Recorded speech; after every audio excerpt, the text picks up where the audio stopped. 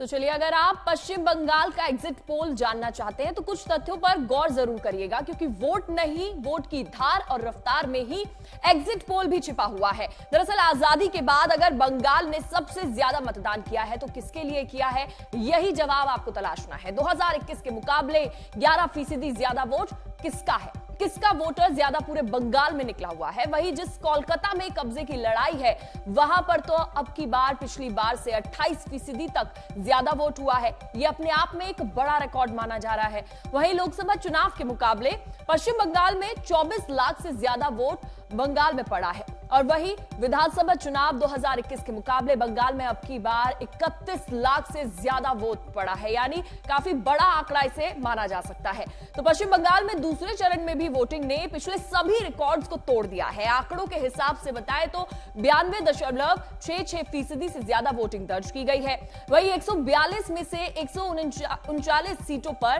पिछली बार से 5% से लेकर 40% तक ज्यादा वोटिंग हुई है।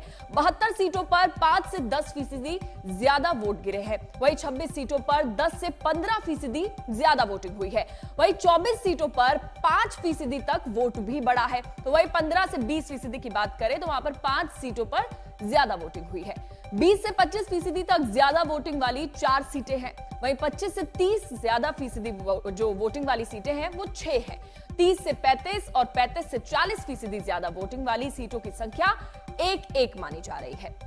तो देखिए, अगर टीम मोदी बंगाल में नया रिकॉर्ड बनाकर इतिहास में अपना नाम दर्ज करवाना चाहती है तो टीम ममता भी नया कीर्तिमान रचकर इतिहास लिखने की दहलीज पर खड़ी हुई है।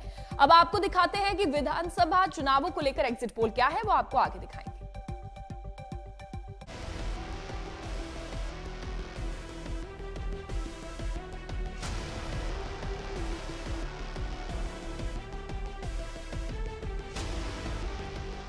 আমার চিহ্নটা 2 নম্বরে আছে, যেটা ভিক্টরি চিহ্ন। কারণ আপনারা জানেন গভর্নমেন্ট আমরাই করব এবং গভর্নমেন্টকে পার্টির যেটা ডিসিশন আমাকেই লিড করতে হবে। আপনারা যদি আমার নেতৃত্বে গভর্নমেंट চান, एक चुनाव हो गया 2 दिन पहले, निश्चिंत থাকুন। I can rest assure you all of you, बहुत बढ़िया हुआ। टीम ममता ने 2026 का महामुकाबला जीता तो इसके सियासी मायने बहुत बड़े होंगे, क्योंकि बंगाल की सियासत इतिहास दोहराने के लिए नहीं बल्कि एक नया अध्याय लिखने को बेचैन है। 2026 के चुनावी नतीजे ममता बनर्जी का सियासी कद तय करने वाले हैं। अगर टीएमसी जीती तो पहला, ममता बनर्जी लगातार चौथी बार बंगाल की मुख्यमंत्री बनेंगी। ममता बनर्जी उन चुनिंदा मुख्यमंत्रियों की लिस्ट में शामिल हो जाएंगी जो 4 या उससे ज्यादा बार मुख्यमंत्री बने। अब तक इस लिस्ट में बहुत कम नेताओं के नाम हैं, जैसे ज्योति बसु, नवीन पटनायक, माणिक सरकार और नीतीश कुमार। दूसरा, जिस दौर में देश की सबसे पुरानी पार्टी कांग्रेस और क्षेत्रीय छत्रप अपने किले को टीम मोदी से बचा नहीं सके, उसी दौर में ममता बनर्जी न सिर्फ अपना किला बचाने में कामयाब रही बल्कि बीजेपी की चुनावी मशीनरी को 6 बार लगातार मात देने में कामयाब होंगी। तीसरा, 2026 के विधानसभा चुनाव ममता बनर्जी के राजनीतिक जीवन के सबसे कठिन इम्तिहान में पास होने जैसा होगा, क्योंकि इस जीत के साथ बंगाल के साथ साथ केंद्र की राजनीति में ममता की धमक गूंजेगी।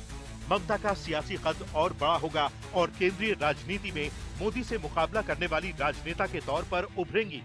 2029 के चुनाव में विपक्षी गठबंधन को सरकार बनाने का मौका मिला तो ममता बनर्जी पीएम की रेस में होंगी। चौथा, सोनिया गांधी, लालू यादव और शरद पवार जैसे सीनियर नेता उम्र के चलते सियासी अखाड़े से दूर हैं।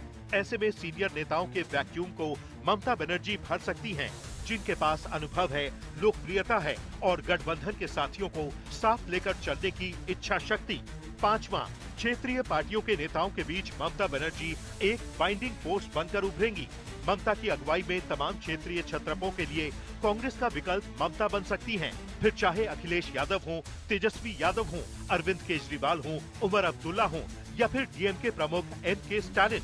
इस जीत के साथ ममता बंगाल की सियासत से निकलकर केंद्र की सियासत की दिशा और दशा तय कर सकती हैं। बंगाल का ये चुनाव भरोसे, भय, सम्मान और बदलाव के बीच का निर्णय है।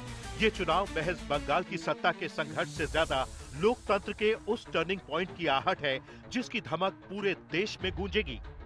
आज तक ब्यूरो।